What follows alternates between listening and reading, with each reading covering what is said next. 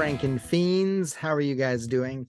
By the way, if you're from the States and you grew up eating sweetened, pre-sweetened cereal, did you ever eat any of the General Mills Monsters?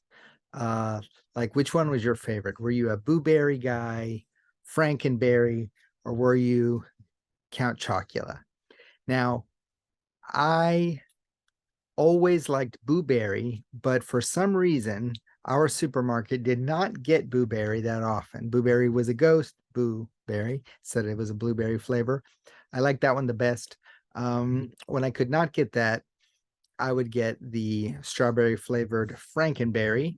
Um, and then if there was only one choice, then yeah, I would probably get Count Chocula. And it's true that I probably chose these cereals because they were monsters, because I'd always been uh, into monsters for as long as I could remember.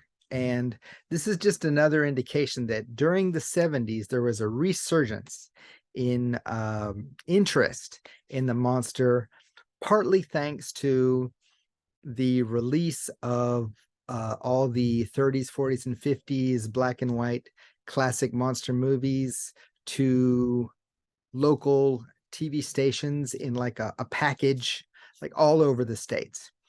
And so my generation had lots of access to all kinds of monster movies also from Japanese huge monsters, which we now all generally recognize as kaiju, down to the classic Universal monsters, Frankenstein's monster, Dracula, vampires, Wolfman, werewolves, etc. The Mummy, Creature from the Black Lagoon, The Invisible Man, lesser known, The Leech Woman, which I haven't seen, but you get the idea. I remember there was a series of books that was in our library. You can actually find PDFs online very easily if you know what to look for. I remember checking out King Kong and Godzilla and Werewolf, the Wolfman one.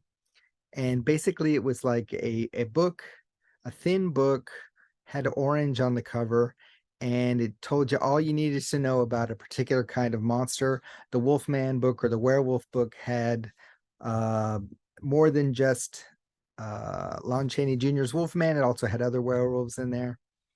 I'm sure the Dracula one also had a number of different vampires, etc. But these things were always checked out. Like you had to wait if you wanted to get a hold of one of them. That's how popular they were. So monsters were a hit thing, and they were geared. There was a lot more content geared towards little kids, more Halloween specials for kids featuring monsters like in a humorous way. There was movies like Saturday the 14th, which was send up of the classic monsters. The effects in it are actually quite good. And I liked that movie. I've seen it like dozens of times, whenever it came on, I'd made sure to check it out.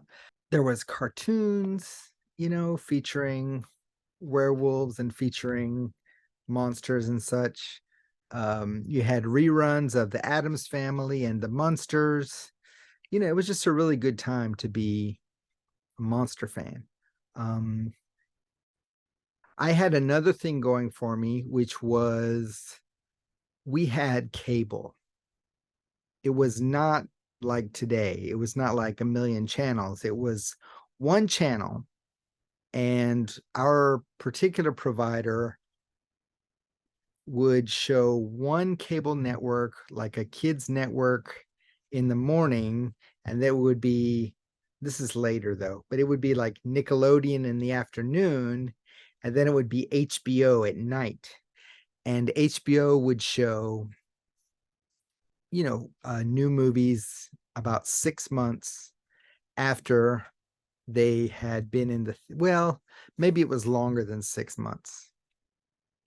But so, the very first adult horror movie that I ever saw was called The Car, and it was about a car possessed by the devil. I might have mentioned this. Um, and I also had a mom who was very much into Stephen King, later into Dean Koontz. And so I eventually borrowed my mom's Stephen King books. And I had a next door neighbor who was into trashy horror, and I would borrow her trashy paperbacks. The first trashy paperback horror that I read for adults was the novelization of the movie Grizzly, which, of course, when that got to cable, I immediately watched it. And so, it was a perfect storm of stuff. It that kind of pushed me in that direction. However, if I didn't have something that if there wasn't that extra something, that extra magnetic pull towards the monster, I probably would not be where I am today, focused on weird and monstrous comics. It's a big part, just like kaiju was my gateway drug into Japanese animation. So, you know, it all ties together. Like I live in Kumamoto. The very first plastic model I put together was Rodan, which in Japanese is actually Radon, who is a kaiju that ended up born in Sasebo, but made a nest in Mount Aso, which is Kumamoto. And so that was maybe my first link to Kumamoto. That's really neither here nor there. That's not what we're getting into today. Today, we're going to talk about the 7th thesis of Jeffrey Jerome Cohen's monster theory. Monster theory is bigger than Cohen. He wasn't the first one to expand the idea of monster studies. But he did put a framework that I've already applied to several different kinds of monsters, and it works pretty well. It gives you some very interesting ways to look at works, today that we're talking about the 7th and final thesis 7, which is the monster stands at the threshold of becoming. The threshold ... of becoming. So there's a lot about borders. There's a lot about categories, borders, gates, and now we're talking threshold. And these are all barriers, permeable, semi-permeable, non-permeable barriers. But though the name of the thesis is very evocative, like what is the monster becoming? That's the very interesting kind of focus, the growth of the monster. I think that's an interesting kind of slant to look at. But there are some quotes which I'm going to share. This is actually probably going to be a shorter video, but one of the quotes is, "Monsters are our children." And the whole idea of monster theory is that monsters are a reflection of our fears, desires. It's a representation of our objections, the things that we push away from ourselves in order to define ourselves. So these all connect. All the theses kind of interconnect in different ways. But the idea that monsters are our children, I think, can best be expressed by Frankenstein's monster, because there's the mad scientist father, and then there's the creation, which the book and the movies often tell a completely different story, where at least there's a different focus. The monster is portrayed completely differently. In other words, like in the movies, he's a shambling creature with very low intellect because the Igor, the assistant, brought back the wrong brain. I think the brain is a pretty important piece of the puzzle that is not one you want to leave to your assistant. I think you should, when it comes to brains, you should get the brains yourself. You should procure them yourself.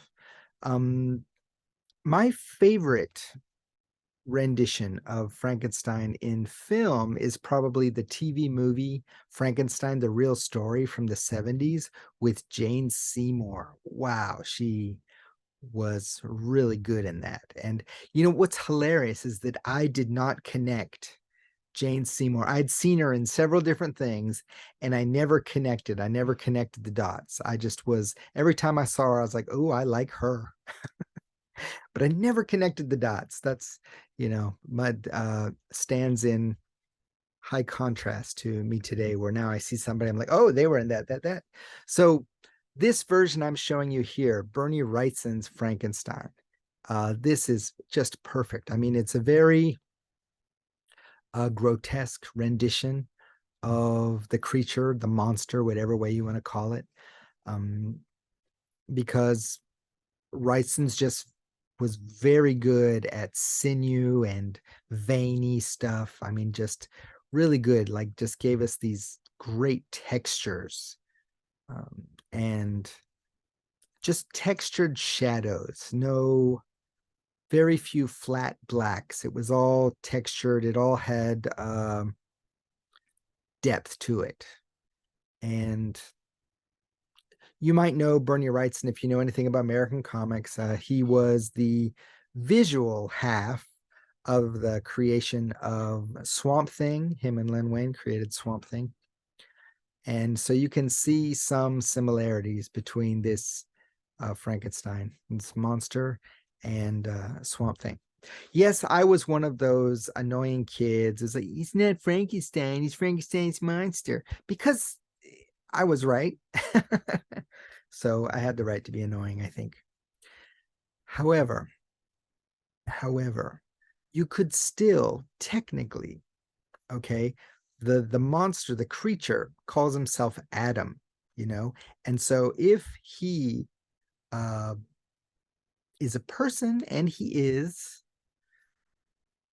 then he would take his father's name. So actually he's Adam Frankenstein. So he is a Frankenstein. So technically you could call him Frankenstein. At the same time, in the story, the creature is born, made, and as soon as he's put together and he comes to life, the Victor Frankenstein realizes just the magnitude of what he's done, and he freaks out, he chickens out, and he pushes the monster out into the night, basically trying to abject it, just trying to push it away, like this was a mistake, I shouldn't have done this, this creature is an abomination, it shouldn't exist. And so basically he doesn't take any responsibility for what he makes. And this is kind of a story that gets repeated in a lot of horror tales, is that we are the ones who created the monster, like Godzilla. What's his story? It's the nuclear testing either woke him from a millennial slumber, or it caused him to become radiated and super huge and have all this super radiation breath and everything. a lot of these monsters were our own creation, right? And I think Frankenstein's monster is the great representative of this idea that monsters are our children. Um, Another quote is that when they come back, and because the monster always returns, remember, when they come back, they bring not just a fuller knowledge of our place in history and the history of knowing our place, but they bear self-knowledge. That's the interesting part, is that when they come back, they're not animal, they have some semblance of self. And so basically they are asking, what is our place in the world? Now here's a something that I definitely want to talk about in the future because it's one of my favorite manga of all time, and that's Kiseiju, otherwise known as Parasite. And what's so fascinating about this series is that when my very good friend, who we will call Hige-san, uh, when he introduced this series to me, he said it's a cross between Terminator 2 and a slasher movie. And so that's how I approached it, this very simplistic view. But it very quickly, like when you get into the series, I won't say very quickly, but eventually the creatures, the parasites, they really wonder, why are we here? What is our purpose? And so they're self-aware. They're not just blindly following their programming, which is their programming is to eat things like themselves. Uh, in other words, they take over a human brain and use that part of it to control the whole body, and then they eat other humans, but they ask themselves why. Why do they do that? And so in the book of Frankenstein, Frankenstein goes out in the world and has to learn all kinds of stuff on his own. He learns language. He learns how to, about society, learns about people. But because of his grotesqueness, because of his huge size, he's rejected. And so he basically wants to know why did his creator make him? What was the goal there? What and I think that uh when monsters have an awareness of self, it brings a different, many more layers to the table. Like Jekyll and Hyde, Hyde is very aware of what he is, more aware than Jekyll is of what he is. Um, there's something about being connected, being more animalistic, more evil, that allows you a greater awareness of your place in the world in these fictional accounts. Um, so, what does that mean? They come back with an awareness, and that leads to the next quote, which is these monsters ask us how we perceive the world and to reevaluate our cultural assumptions. I'm going to say that again. These monsters ask us how we perceive the world and to reevaluate our cultural assumptions. Also, they ask us why we have created them. So that, basically they come back, they appear and they come back to remind us that we need to rethink our place in the world and what we are doing in this world. Godzilla is there to remind everyone that nuclear testing is not something to be trifled with. The Frankenstein's monster is there to tell Victor Frankenstein that life and death are not, it's not a game to just be played with casually, that you should have to take responsibility for your creations and this kind of thing. So, So some of my notes here on this slide talk about how there's more quotes about categories and how they become more permeable once when the monster has some sense of self, that's personhood. And so sometimes the monster can be very humanistic and human, just like in these stories you have the humans that can be very monstrous. My favorite performance of Frankenstein, the doctor.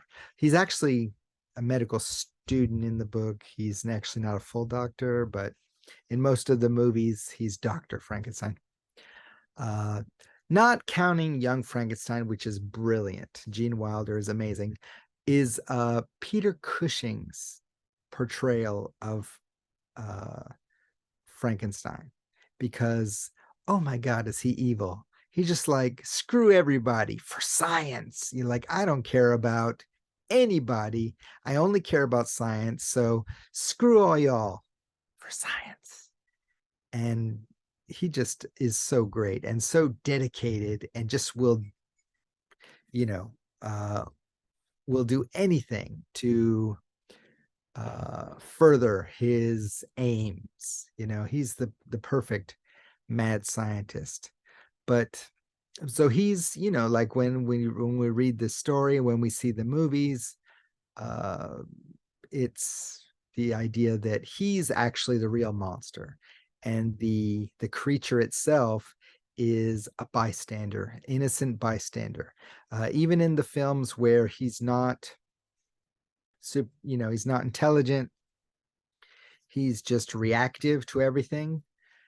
He probably could have been taught how to react to certain situations, to fire, etc. Probably could have been raised as you raise a child. And if Frankenstein would have taken responsibility for his creation, probably wouldn't have ended up as such a tragedy. So we have the child coming back to us, and what often happens in these narratives, the the child must destroy the father, and this is part of like the sin must be punished. That's part of it. um, Another part, very much like Zeus destroying his father so that Zeus and his brethren could become the top dog. It's just it's the idea of you must destroy your father in order to become the new father. You have to destroy the father. So this is another idea that's kind of in here, stuck in here.